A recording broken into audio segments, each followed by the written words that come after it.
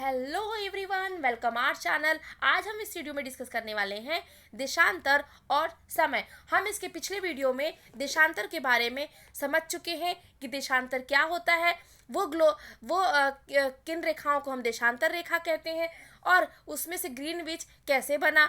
तो आज हम उसके आगे का पढ़ेंगे कि देशांतर तो बन गया, अब समय का निर्धारण कैसे किया जाए। ये टॉपिक है क्लास 6 का। चलिए आगे बढ़ते हैं और पढ़ते हैं। समय को मापने का सबसे अच्छा साधन पृथ्वी, चंद्रमा एवं ग्रहों की गति होती है। सूर्य एवं सूर्यास्त प्रतिदिन होता है, अतः स्वाभाविक है कि यह पूरे विश्व में समय निर्धारण का सबसे अच्छा साधन है। स्थानीय समय का अनुमान सूर्य के द्वारा लगाई जाने वाली परछाई से लगाया जाता है, जो दोपहर में सबसे छोटी एवं सूर्योदय तथा सूर्यास्त के समय सबसे लंबी होती है।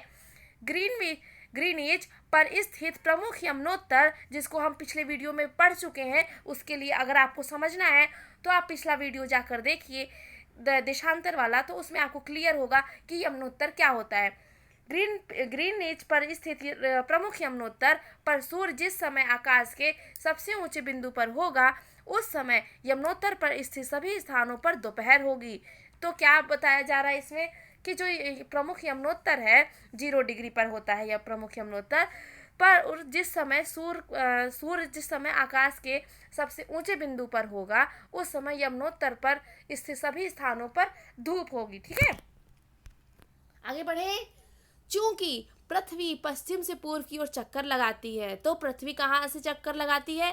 पश्चिम से पूर्व की ओर। ठीक है, कभी कभी क्वेश्चन पूछ लेता है, आप इसको इसमें कंफ्यूज नहीं होना। 2 ऑप्शन दे दिया जाता है, पूर्व से पश्चिम या पश्चिम से पूर्व, तो आपको याद रखना होगा कि पश्चिम से पूर्व की ओर चक्कर लगाती है। अतः वे स्थान जो ग्रीनिच से के पूर्व में है, उनका समय ग्रीनिच समय से आगे होगा, और जो पश्चिम में है उनका समय पीछे होगा। समय के अंतर की दर की गणना निम्नलिखित विधि से की जा सकती है। पृथ्वी लगभग 24 घंटे अपने अक्ष पर 360 डिग्री घूमती है, अर्थात वह 1 घंटे में 15 डिग्री और 4 मिनट में 1 डिग्री घूमेगी। इस प्रकार जब ग्रीनिच में दोपहर 12 बजते हैं, तब ग्रीनिच से 15 डिग्री पूर्व में समय क्या होगा? 15 और 4 मतलब 60 मिनट होगा। ठीक है, ग्रीनिच समय से 1 घंटा आगे, अर्थात वहाँ दोपहर का 1 बजा होगा। समझ में आया आपको कि 1 घंटे में 15 डिग्री घूमती है और 4 मिनट में 1 डिग्री घूमती है। तो अगर किसी स्थान पर ग्रीनिच के दोपहर 12 बज रहे हैं, तो ग्रीनिच से 15 डिग्री पूर्व की ओर समय क्या होगा कि 15 गुणे 4 करेंगे तो कितना हुआ? 60 मिनट, यानी 1 घंटा हुआ। तो अर्थात वहाँ पे 1 बज रहा होगा, लेकिन ग्रीनविच से 15 पश्चिम की समय 1 घंटा पीछे होगा, यानी वहाँ पे 11 बज रहे होंगे। तो ठीक है, आपको समझ में आया किस प्रकार समय निर्धारण होता है। इसी प्रकार जब ग्रीनिच पर दोपहर 12 बजे होंगे, उस समय 180 पर मध्य रात्रि होगी। किसी भी स्थान पर जब सूर्य आकाश में अपने उच्चतम बिंदु पर होता है, दोपहर में उस समय घड़ी में दिन के 12 बजते हैं। इस प्रकार घड़ी द्वारा दिखाया गया समय उस स्थान का स्थानीय समय होता है। आप ये ना समझे कि हमारे यहाँ अभी दोपहर के 12 बजे हैं तो पूरी दुनिया में दोपहर के 12 ही बजे होंगे, दोपहर दिन ही होगा।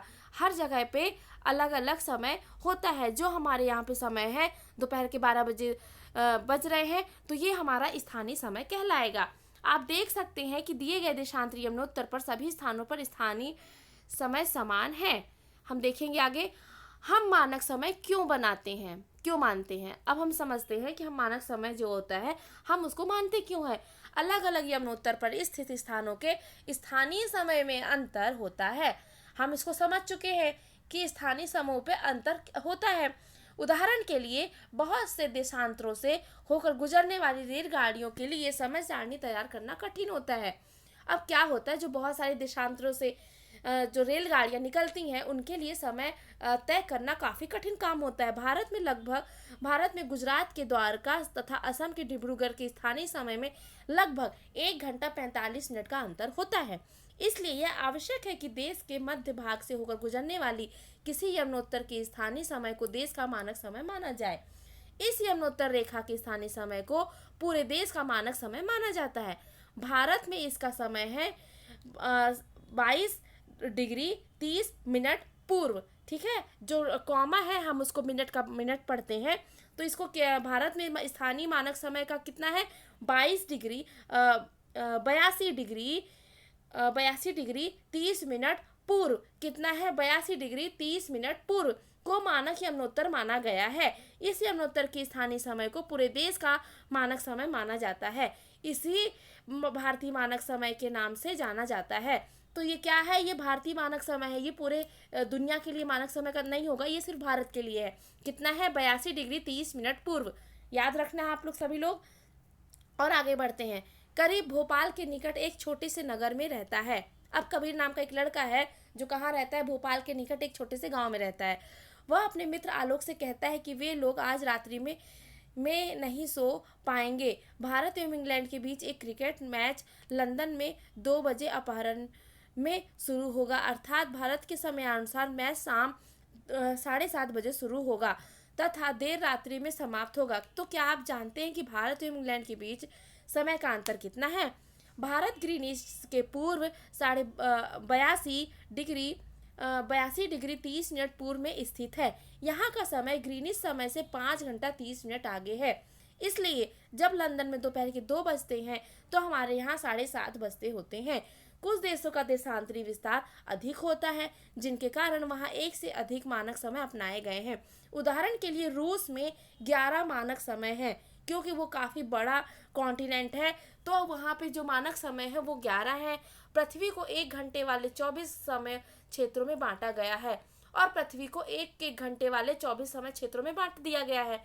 इस प्रकार समय क्षेत्र 15 डिग्री देशांतर तक के क्षेत्र को घेरता है और इसीलिए जो समय क्षेत्र होता है वो 15 डिग्री देशांतर तक का समय घेरता है। तो आपको समझ में आया कि भारत और इंग्लैंड के बीच कितना गैप है समय का, 5.5 घंटे का, 5 घंटे 30 मिनट का, ठीक है। अगर लंदन में दोपहर के 2 बज रहे होंगे तो हमारे यहाँ शाम के 7:30 बज रहे होंगे, ठीक है।